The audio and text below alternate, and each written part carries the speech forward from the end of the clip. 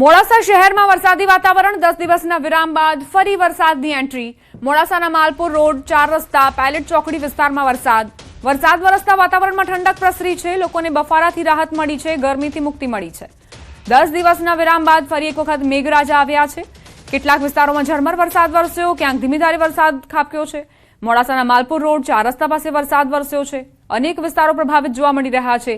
Malpur road, 4 રસ્તા, palette ચોકડી સહિતના જે વિસ્તારો છે ત્યાં વાતાવરણમાં ઠંડકનો અહેસાસ થયો। અરવલ્લીના યાત્રાધામ શામળાજી પંથકમાં વરસાદી વાતાવરણ।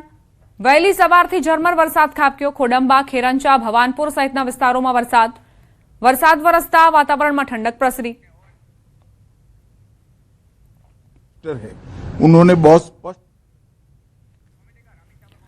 તો અમિત શાહનું નિવેદન સામે આવ્યું છે। લોકસભામાં જે વિપક્ષ છે તેનું સ્ટેન્ડ ક્લિયર નથી અને વિપક્ષ સતત કાર્યવાહીમાં અવરોધ પેદા કરે છે। અમિત શાહે કહ્યું કે હું બધા જ જે સવાલો છે તે સાંભળીશ અને તેનો જવાબ પણ આપીશ।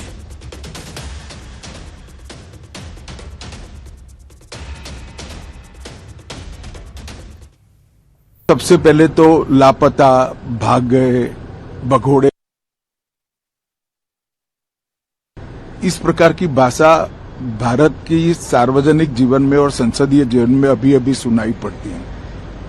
जब से संसद सत्र शुरू हुआ तब से लगातार मैं संसद में आता हूं, मेरी चैम्बर में बैठा हूं। चूंकि संसद भवन के अंदर विपक्ष संसद को चलने ही नहीं दे रहा है, दोनों गृहों में, तो कोई जाकर क्या करेगा।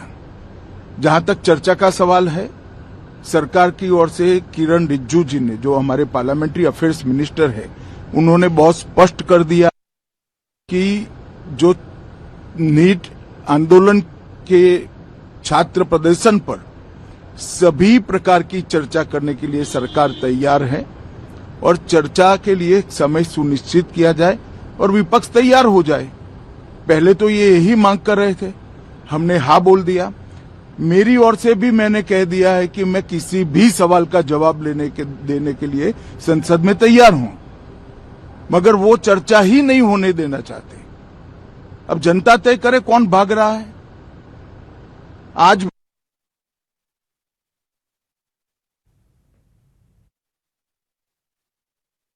आज 3 बजे तक स्पीकर साहब को वो पत्र दे दे।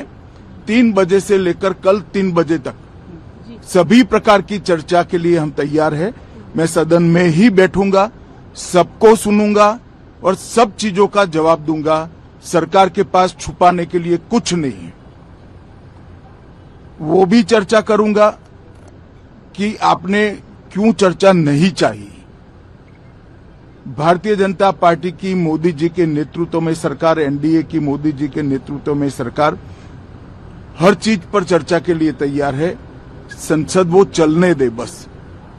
आज मैं चैनलों के माध्यम से इन विपक्ष को कहना चाहता हूं कि आप एक पत्र 2 बजे तक लिखकर दे दीजिए स्पीकर साहब को।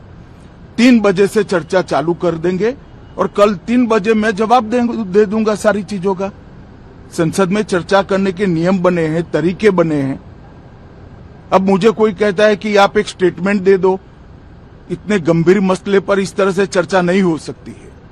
शायद आपके पद्धति में होगा, मगर संसदीय पद्धति ये नहीं है।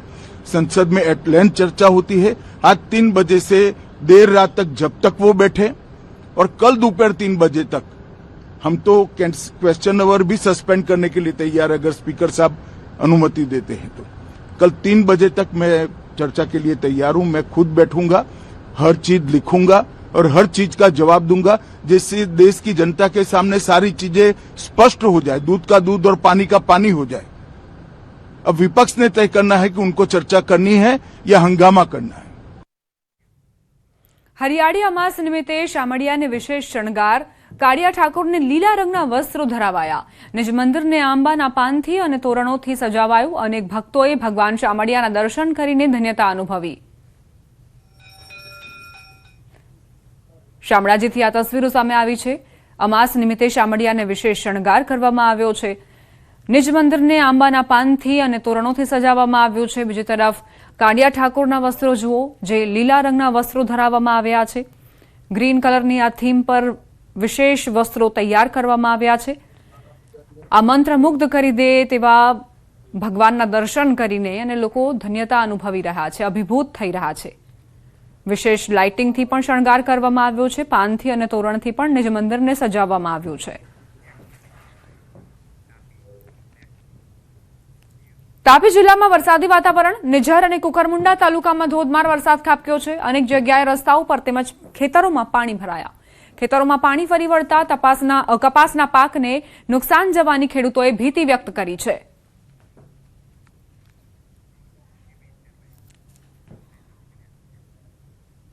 અંકલેશ્વરના કાપોદ્રા પાટિયા નજીક આવેલા રાજહંસ સિનેમામાં ચાલુ ફિલ્મ દરમિયાન અચાનક ભીષણ આગ લાગતા ભારે દોડધામ મચી ગઈ. આગની ઘટનાને પગલે થિયેટરમાં નાસભાગ મચી હતી. સિનેમામાં સ્પાઇડરમેન ફિલ્મનો શો ચાલી રહ્યો હતો. તે દરમિયાન થિયેટરના પ્રોજેક્ટ રૂમના પાછળના ભાગે આવેલી ઇલેક્ટ્રિકલ લાઇનમાં શોર્ટ સર્કિટ થતા આગ લાગી હોવાનું પ્રાથમિક રીતે સામે આવ્યું. જોતજોતામાં આગે વિકરાળ સ્વરૂપ ધારણ કર્યું હતું અને ધુમાડાના ગોટે ગોટા દૂર દૂર સુધી નજરે પડ્યા હતા. ઘટનાની જાણ થતાં અંકલેશ્વર ડીપીએમસીની ફાયર ટીમ તાત્કાલિક સ્થળ પર પહોંચી હતી અને પાણીનો મારો ચલાવી આગ પર કાબુ મેળવવાની કામગીરી હાથ ધરી હતી. 2 વ્યક્તિઓનું રેસ્ક્યુ કરાયું છે. આગની લપેટમાં સિનેમાનો નંબર 3 થિયેટર સંપૂર્ણપણે બળીને ખાખ થઈ ગયું હોવાનું જાણવા મળ્યું. ઘટનાની જાણ થતાં ડીવાયએસપી, જીઆઈડીસી, પીઆઈ સહિતનો પોલીસ કાફલો પણ ઘટના સ્થળે પહોંચ્યો હતો. અહીંયા આવીને જોયું હતું તો ડીજીવીસીએલનો પાવર સપ્લાયને ચાલુ હતું તો સૌ પ્રથમ પ્રાથમિકતા આપી અને અમે પૂછ્યું તો 2 માણસો કંઈક ઉપર ફસાયેલા હતા. તો રાજહંસ સિનેમાના સ્ટાફ એમને બચાવવા તો પડ્યો હતો અને અમારી ટીમ પણ ગઈ હતી. પણ સદનસીબે રાજહંસ સિનેમાના સ્ટાફે 2 જણને રેસ્ક્યુ કરી દીધેલા હતા અને ત્યારબાદ ડીજીવીસીએલને તરત રિસ્પોન્સ મળતા પાવર સપ્લાય કટ થતા અમારી ટીમે તરત ફાયર ફાઇટિંગ ચાલુ કરી. અંદાજિત 3 જેટલા ફાયર ટેન્ડર અમે ફાયર ફાઇટિંગમાં યુઝ કર્યા છીએ અને હાલ કોલિંગ ઓપરેશન ચાલુ છે. ગાંધીનગરના અડાલજ ઝુંડાલ રોડ ઉપર અકસ્માત. મોપેડ અને બાઇક વચ્ચે અકસ્માત સર્જાયો. બાઇક ચાલકને હાથ અને પગના ભાગે ગંભીર ઇજાઓ પહોંચી છે. આસપાસના લોકોનું ટોળું એકઠું થઈ ગયું હતું. ઇજાગ્રસ્ત બાઇક ચાલકને 108 મારફતે નજીકની હોસ્પિટલમાં લઈ ગયા છે.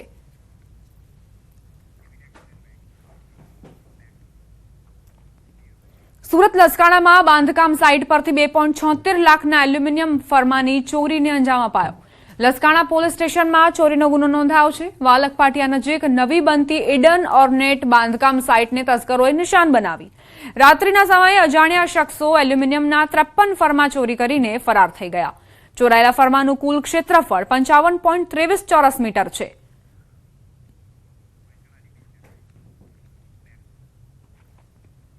મહેસાણા જિલ્લામાં તસ્કરોનો તરખાટ સામે આવ્યો છે. વિસનગરમાં જ્વેલર્સની દુકાનમાંથી 9.52 લાખની ચોરી કરાઈ છે. વેપારીની નજર ચૂકવી 3 અજાણી મહિલાઓએ આ ચોરીની ઘટનાને અંજામ આપ્યો. દાગીના રોકડની ઉઠાંતરી કરીને મહિલાઓ ફરાર. 2.5 લાખની રોકડ અને 7.2 લાખના દાગીનાની ચોરી કરાઈ છે. કુલ 9,52,000નો મુદ્દામાલ ચોરી કરાયો છે. મહિલા ચોર ટોળકી સીસીટીવીમાં કેદ થઈ છે. ફરિયાદના આધારે પોલીસે તપાસ શરૂ કરી.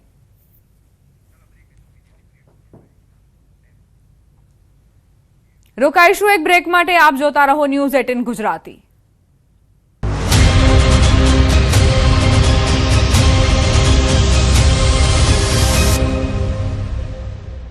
મહીસાગરનું સુવા ગામ બેટમાં ફેરવાયું. રસ્તા પર વહ્યું નદીની જેમ પાણી. બહુ વરસાદ પડ્યો તે બધા ફસાઈને ત્યાં ગાડી ઉભા છે. બીજા રસ્તામાં અમને પાણી આટલું નડ્યું કે અમારા 70 થી 75 માણસ આગળ ફસાઈ ગયા છે. સુવા ગામે અહીંયા કોતરના પાણીના વધુ વરસાદને લઈને સંપર્ક વિહોણા બન્યા હતા. 26-27 માણસોને આપણે અત્યારે રેસ્ક્યુ કરી લીધેલ છે. મહીસાગરમાં અનરાધાર વરસાદથી સુવા ગામ બેટમાં ફેરવાયું. ગામના મુખ્ય રસ્તા પર નદીની જેમ પાણી વહેતા હોવાના દ્રશ્યો સામે આવ્યા. કોતર અને તળાવના પાણી રસ્તા પર ફરી વળતા સમગ્ર વિસ્તાર જળબંબાકાર બન્યો. સુવા ગામના નાયક ફળિયામાં પાણી ભરાતા 25 થી વધુ લોકોને સલામત સ્થળે ખસેડવામાં આવ્યા. 4 થી 5 જેટલા ઘરોમાં વરસાદી પાણી ઘૂસી જતા લોકો મુશ્કેલીમાં મુકાયા. સ્થાનિકોએ પશુઓને પણ સુરક્ષિત સ્થળે ખસેડ્યા છે. આ તરફ ગામની આસપાસ 5 ફૂટથી પણ વધુ પાણી ભરાતા આયુર્વેદિક દવા લેવા આવેલા લોકો સહિત 100 થી વધુ લોકો ફસાયા હતા. કેટલાક લોકોએ કમર સુધીના પાણીમાંથી પસાર થઈ રસ્તો ઓળંગ્યો હતો. બીજી તરફ ઘટનાની જાણ થતાં જિલ્લા વહીવટીતંત્ર દોડતું થયું હતું. બીજી તરફ લુણાવાડાના વિરાણીયા ગામનું માદરિયા ફળિયું પણ સંપર્ક વિહોણું બન્યું છે. કોતર પર પાણી ફરી વળતા અંદાજે 60 ઘરની વસ્તી ધરાવતા ફળિયાના લોકો ફસાયા. સ્થાનિકોનો આક્ષેપ છે કે ગત વર્ષે બ્રિજની માંગણી કરવા છતાં બ્રિજ ન બનતા આ વર્ષે ફરી એ જ સ્થિતિ સર્જાઈ છે. ત્યારે માદરિયા ફળિયામાં પુલ બનાવવાની માંગ ફરી તેજ બની છે. આ વખતની રજૂઆતમાં અમારો રસ્તો બની જાય, પુલ બની જાય એવી અમારી માંગણી છે. સુવા ગામેથી ફસાયેલા 100 લોકોનું રેસ્ક્યુ ટ્રેક્ટરની મદદથી બચાવાયા.